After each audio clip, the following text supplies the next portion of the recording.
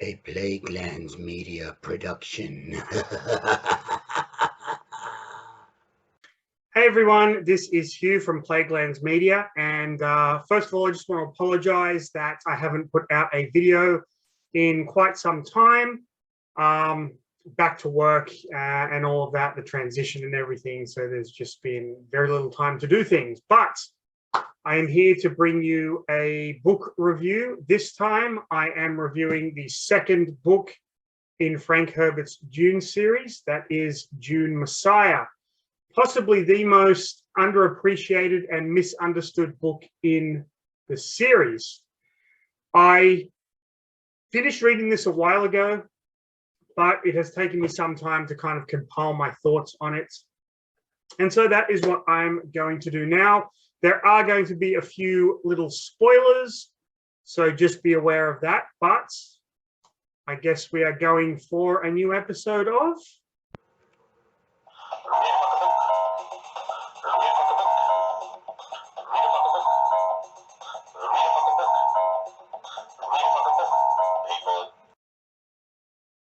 Now, possibly the most jarring thing about Dune Messiah is the fact that it is set 12 years after the original Dune novel.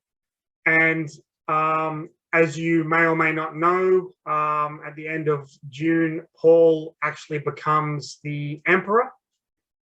So 12 years later, we find Paul Atreides as the Emperor. The Fremen are now off on the jihad that Paul saw in his visions in the first book, and they're going to other worlds and kind of spreading the idea of Paul as the Emperor and his sister Alia as the Bene Gesserit mother.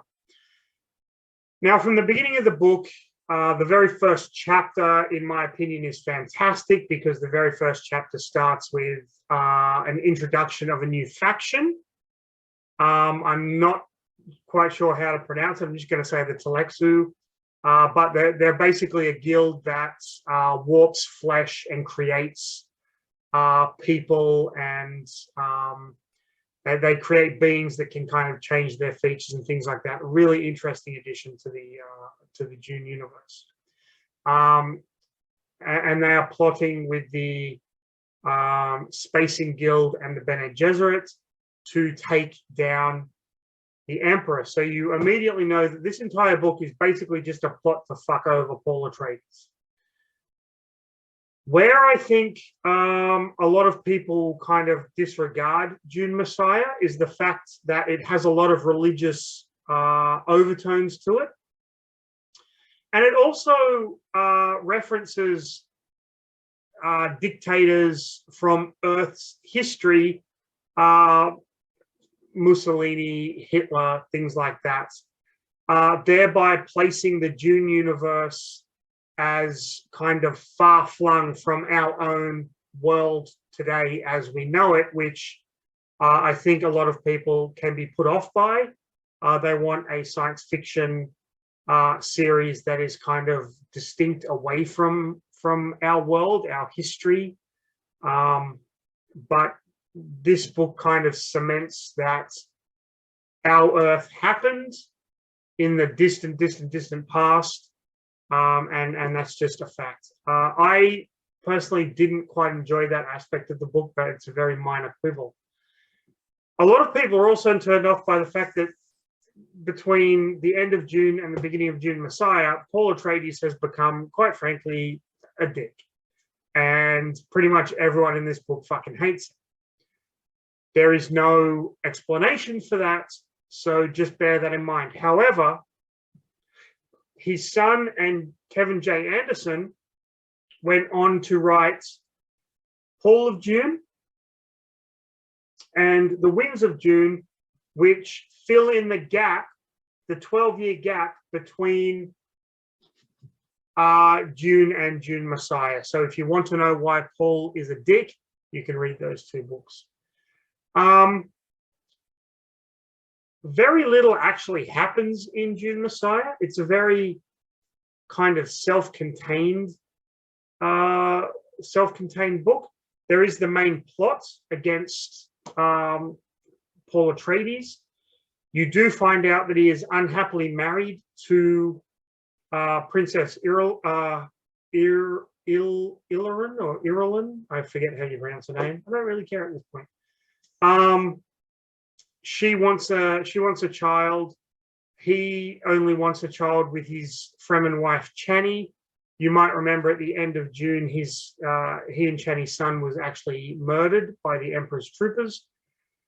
And you find out that the princess has been feeding Chani contraceptive pills or contraceptive medicine, so she can't conceive. It is really a very tight story. It's tighter than the original Dune novel, in my opinion. You do get characters who you thought were dead in the first book kind of come back in a really interesting way. If they ever make a film of Dune Messiah, I would really like to see that aspect of it. You get a better understanding of the Spacing Guild and how well they're connected to the spice and how much they need the spice.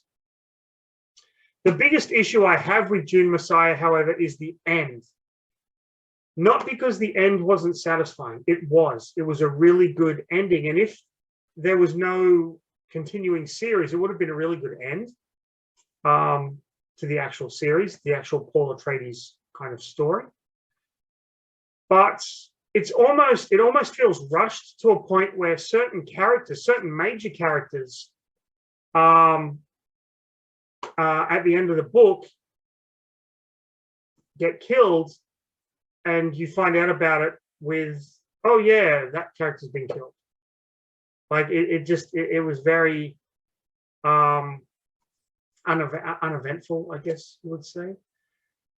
I understand why this is like the misunderstood, the redneck cousin of the Dune series, I guess you could say. This is the one that you invite over to Christmas dinner, but you don't let them play with the firecrackers. However, it's well worth reading just for the progression of the story. A lot of people read Dune and end with Dune. And I think a lot of people are intimidated by the fact that there are so many books in the Dune series, 6 in the original written by Frank Herbert. But then if you start to include the books by his son and Kevin J. Anderson, the universe just kind of explodes and expands. And I think a lot of people are turned off by that.